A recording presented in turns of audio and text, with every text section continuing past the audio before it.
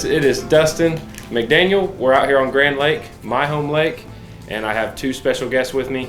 We just spent the last few days out here on Grand Lake trying to find different techniques and ways to catch these fish with the new Bobby Garland colors. So we're going to run through kind of what we've seen and how we caught them. And I'm going to start with, actually I'm going to introduce both these guys for you. And we got Brad Chappell from Mississippi. He's Ross Barnett guide. And then Terry Blankenship guides a little bit on Lake of the Ozarks. So we'll start on the far end of the table with Terry on what he was looking for, water temperature, and then how far you had to go back. Because from history, I'm always chasing fish in the main lake area. And then what I was hearing from him was he was kind of running back up into the coves. You were kind of going further up to where I never hardly ever look for fish this time of year. So yeah. I'm curious. Yeah, well, Lake Ozark's where I'm from, and it really does fish a lot like Grand Lake. It's got a lot of docks on it, and so dock shooting is a big thing for me, and it's pretty big at our lake. Down here I don't think it's all that big, but anyway, our fish on Lake Ozark was more, main channel-ish. You know, we found a lot of fish out in main channels. Sometimes you had to go around commercial docks or marina docks because they're lit up at night, okay? So that brings the bugs up, that brings in the little bait, and that brings in the game fish. So it's a kind of combination of things that takes place. So that was kind of what I had in my mind when I come up here, is to kind of go out to the main lake and look for fish out more in the deep water, you know, because it been 105, 106 degrees the last 2 or 3 days. We're thinking deep, okay? Mm-hmm. So I run up and hit some of the deep docks that I've been down here and fished a few times at, and I didn't really find them too good, you know. And as a matter of fact, I really struggled. And Dustin said that these fish were really deep, and I think I was just fishing too shallow for them to start off with. But in kind of a little swing we made back into Horse Creek, which is a popular creek on this lake, showed some brush and stuff in that area, and we went up in that, and it was 16, 18 foot deep. And we started just dropping on them with live technology and just pulling those fish off the bottom. They were really tight to the bottom there, but that kind of helped kind of key me on to maybe going back in the coves a little bit more. So as of yesterday in the afternoon, we went out and we wound up finding some fish around docks that were 20 foot deep maybe, and the fish were 15-ish maybe in depth that we was catching.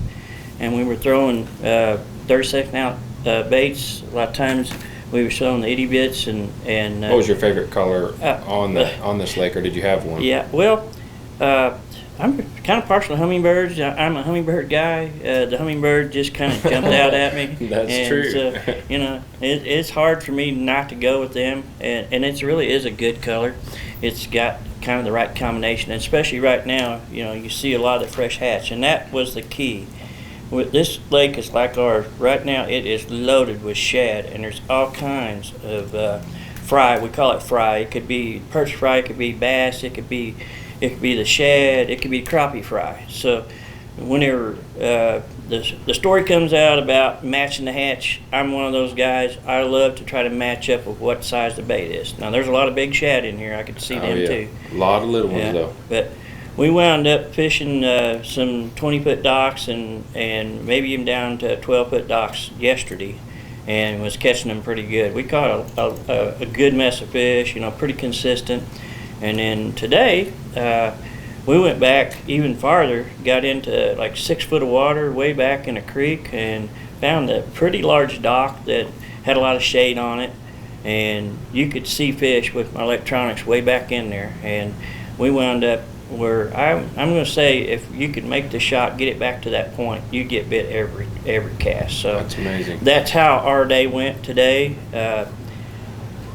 From that point, you know, we looked for a little bit of structure outside, you know, some logs or whatever. That was the docks for me was the loads. So that's how my day went. When you got back into the shallow docks, or the shallow dock today, with those fish in there, was that water a lot murkier than it was in the main lake? Yeah, it was dirty. You could probably see maybe max a foot. Matter of fact, I hit something back there with my motor, which I was just barely moving. Oh, wow, yeah. And there was something in the water that was 6 foot deep that I drug around a little bit. Wow. Yeah, so that tells you we was running pretty shallow. Yeah. But there's a lot of logs and miscellaneous things back in these bigger creeks. Yeah.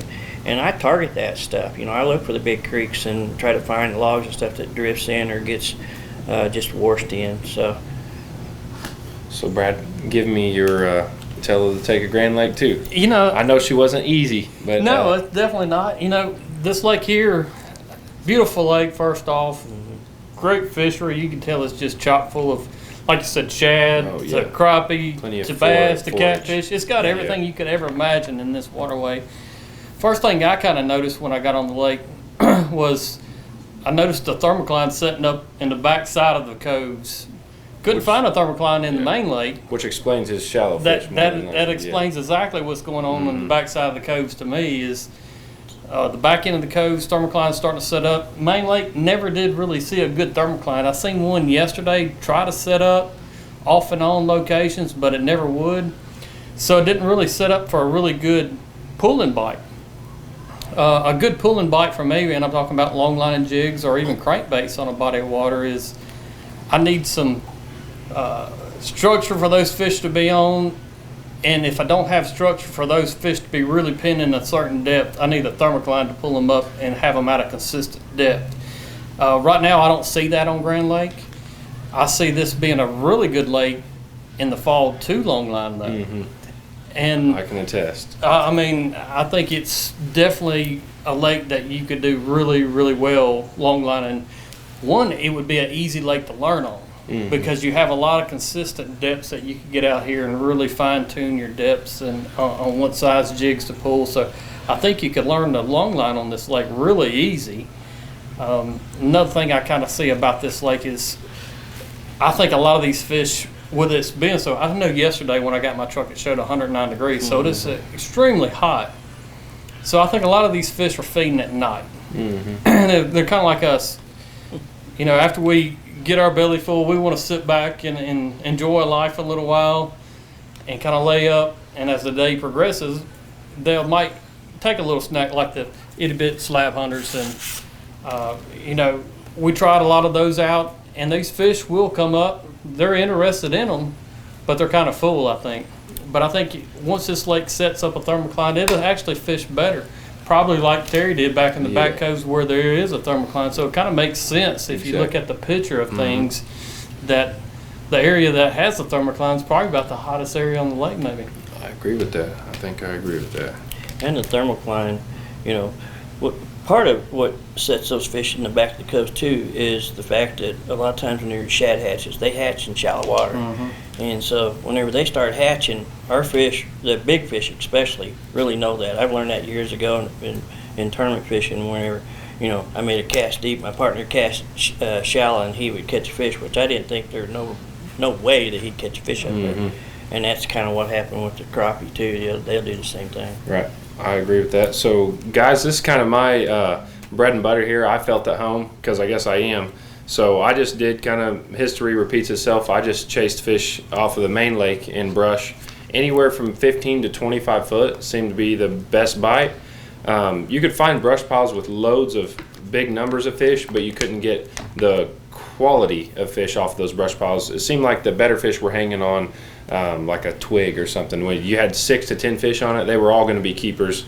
And if you got into really big schools of fish, you were going to have to fight for that 10-inch fish. But as far as the thermocline, I don't know if I've ever seen it take this long to set up. So that is holding us back a lot compared to what the bite normally is for me. We still did really well. Got you guys some great footage, some great fish, pictures of fish with these new colors.